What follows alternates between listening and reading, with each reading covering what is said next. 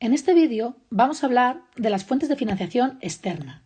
Vamos a ver lo que son y vamos a ver los distintos tipos de financiación externas que una empresa se puede encontrar. Las fuentes de financiación externa son todas aquellas fuentes de financiación, es decir, recursos que obtiene la empresa que provienen del exterior, es decir, que no se generan dentro de la empresa. Por lo tanto, no provienen de los beneficios de la empresa. Como hemos visto en la imagen del principio del vídeo, tenemos la empresa y tenemos toda una serie de fuentes de financiación o de formas de obtener dinero que provienen del exterior, como pueden ser los socios, como pueden ser bancos, como pueden ser distintos tipos de empresa de financiación, como pueden ser los proveedores que nos traen mercancía y le dejamos a deber esa mercancía, o como pueden ser los particulares, familias, amigos o bien inversores particulares que van a prestar dinero a la empresa. ¿Cómo vamos a clasificar las fuentes externas? Las vamos a clasificar en dos grandes grupos. Fuentes externas propias, que son aquellas que no hay que devolver y por lo tanto pertenecen a la empresa, y fuentes externas ajenas, las cuales hay que devolver. Dentro de las fuentes externas propias tenemos el capital social, que son las aportaciones de los socios a la empresa, cuando la empresa se constituye.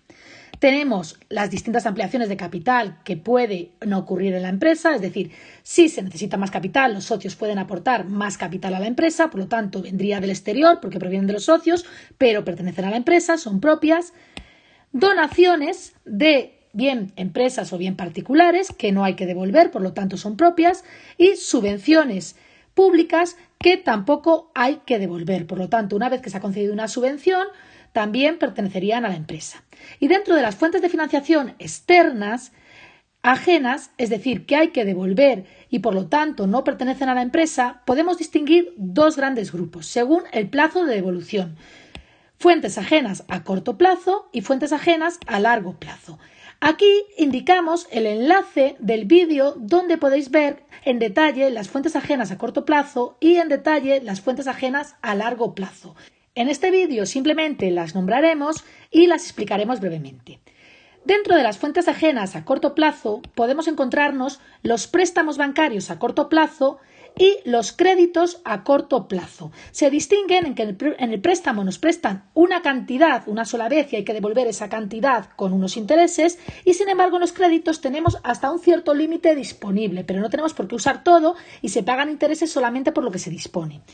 Tenemos el crédito comercial o el crédito que nos conceden los proveedores cuando nos traen la mercancía y se la dejamos a deber. Tenemos los descuentos de efectos y el factoring, que es una manera de adelantar los derechos de cobro que tenemos sobre los clientes, es decir, de que una empresa o un banco nos adelante el dinero que los clientes nos deben. Y por último, las fuentes de financiación espontáneas, que nos permiten financiarnos durante un corto periodo de tiempo, pero que no han sido negociadas. Por ejemplo, pues las nóminas de los trabajadores que se pagan a final de mes, en vez de pagarlo día a día, pues durante todo el mes hasta que yo pago las nóminas puedo utilizar ese dinero. O, por ejemplo, el dinero que yo tengo que pagar a Hacienda por impuestos, pues hasta que yo no pague ese dinero a Hacienda lo puedo utilizar.